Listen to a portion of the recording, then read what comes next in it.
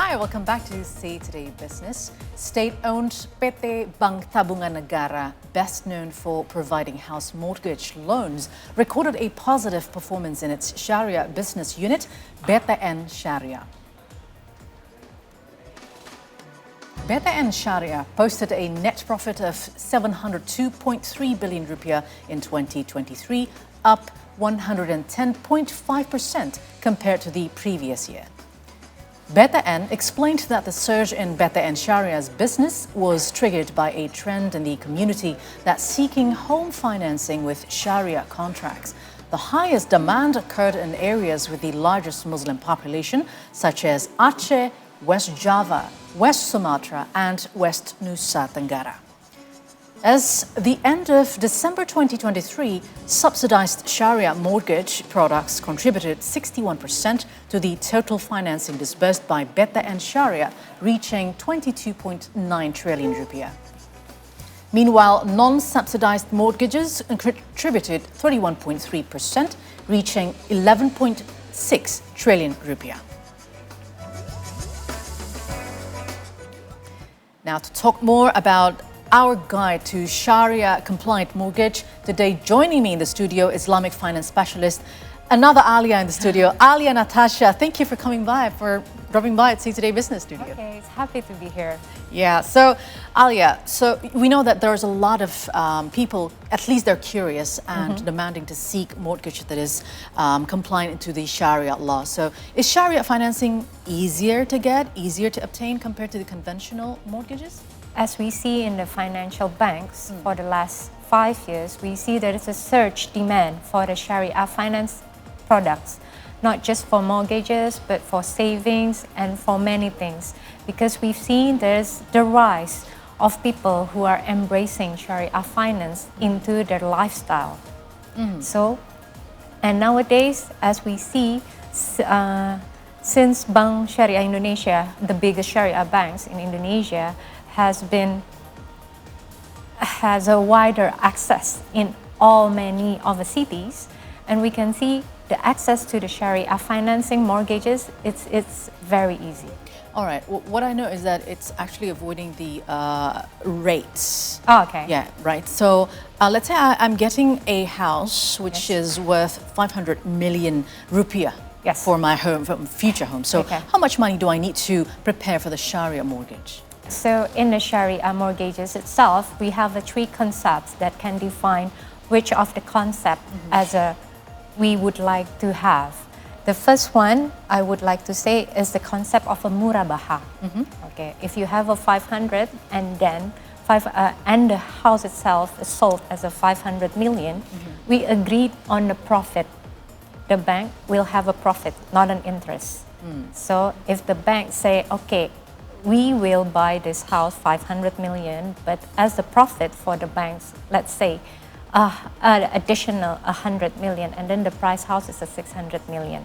Okay, so that depends on how long would the mortgage be. Like, let's say you're taking a 15-year or a 20-year. Yeah. The installment will depend on how much monthly you paid. And then we go to the second terms called the musyarakah mutanakisah. This is the very conventional ways that I can explain about the mortgages. There are still the down payment, like 20%. So we need to prepare 100 million, and then the bank borrow lending the 400 millions. But whenever I pay the installment, and then the ownership release the shares. So it's like profit, it's not sharing. Yeah. So at first I only have a 20% of the shares of the house, and then you as a bank have like 80%. And by the time you'll get full ownership of the house. Yes. So maybe we agreed for the 10 years tenure of periods of mortgages, and then by the 10th year, you will have the 0 shares as a bank, and I have a control 100% of home ownership. Okay, well, I saw some news out there as well, in Indonesia and maybe in other countries. Some people are reluctant to have or to get this mortgage because they say it's more expensive. Is that true? To be honest, yes. The Sharia mortgages is a little bit pricing than the conventional one. It's because of we have a different cost structure compared with the traditional ones. where that I said we have a concept like ijarah, murabaha, musyarakah, which are very different than the conventional yeah. mortgages. While for the long term itself, it have a really good benefits. But in the beginning of the period, we have a higher cost of setting up the contract, the agreement that we need to agreed upon on the very beginning. But if you want to take the Sharia, it backs again into your life and belief of the Islamic principle. It's nothing about the cost itself, because in the long run, it might have a cost effectiveness higher than conventional one. Why? Because in the Sharia mortgages contract, we agreed in the very beginning. Despite maybe in the future there will be market volatility, increase in inflation rates or interest rates. No, we agreed on what we need to pay every month. Which gives us a peace of mind, especially during financial hardships. Well, usually the conventional way they do a floating in the beginning, fixed in the beginning, and then floating in the end, which is quite big in its interest rates itself, right? Yes. Okay, some conventional financing offer low rate to start with, though. So, what's the danger, and how can Sharia financing help to avoid those dangers? Okay. The Sharia financing can help within the transparency and the cost effectiveness that I mentioned before. There is no additional charge, everything is transparent, everything is written in the agreement, so there is no hidden surprises. Right. And from the very beginning of the agreement, the ownership are the borrower, not the banks. Right. It's different than the conventional ones. Maybe one day, if you cannot pay the installment, the banks have the rights to take your home. Okay, so what happens then if we are failing to pay our monthly installment as we agreed in the beginning, and then we feel maybe there's an economic hardship or something like that? What happens? First thing, we can restructure it, asking for extension of a period of time, and then make the installments lower than the previous one. But in exchange, we have to pay in the long-term period. Right, so that's upon the agreement between you and the bank? Yes. All right, so what's the rules of renting now or making money from Sharia investment? Because in the Islamic way, we are not allowed to get profit from the money of renting. Okay, in the Islamic, it's permissible. It's okay to rent your house while you are still paying as a mortgages. It is okay, as long as you as a landlord and as a tenant know what you were bringing to. Okay. So we need to make a very clear and transparent communication telling the tenant that actually this is still on the mortgages and how much they are willing to pay. So is everything written clear? And we agreed on the price that we have to pay as a tenant for annual, monthly, and it's okay. Okay, so it's permissible. Yeah. What prohibit is taking the interest as, what the prohibit is the interest rates, not taking profit. Profit sharing is fine. Yeah, it's fine. Okay. So if you still have an outstanding balance in the Sharia mortgage and we would like to sell the property, so how is the stance going to be like?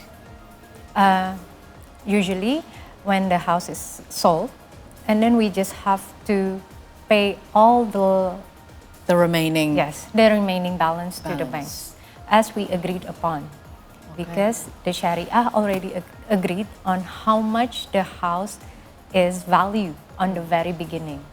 So if you have the profit, you can keep it to yourself as long as you agreed the price that you are willing to pay at the very beginning of the active mortgages. Okay. How do the Sharia mortgages compare to the conventional mortgages in terms of interest rates and total costs? At the end of the day, the bank doesn't want to not have any profit at all, right? And also as the customer, we also want to get the best sort of like installment regime. Yeah, to be honest, in reality, most of Indonesian are taking conventional mortgages because they want to secure lower costs. But the one who wants to take the Sharia mortgages, they believe in the blessing itself by having a Sharia financial principles. So the cost should not be an issue for the people who wants to take the Sharia way. I know maybe it is a slightly costly, but we cannot against our belief and principle when it comes to Sharia way. And for those who wants to take a hijrah financial, some of them will release their conventional mortgages and change it into a Sharia mortgages just to have a blessing. Right. As a Sharia financial teach us to have a blessing in everything of what we are doing, including our financial transactions. Okay. So what are the difference between the conventional and Sharia mortgages in terms of requirements when we're about to apply for the home mortgages? Usually it's the same. It's the same? It's the same. So they will have to check your balance, bank account, and then your history of relationship in the banks, your salary slip, and everything to check are you okay to receive the loan from either conventional or the Sharia. Just the difference is the offer from the banks.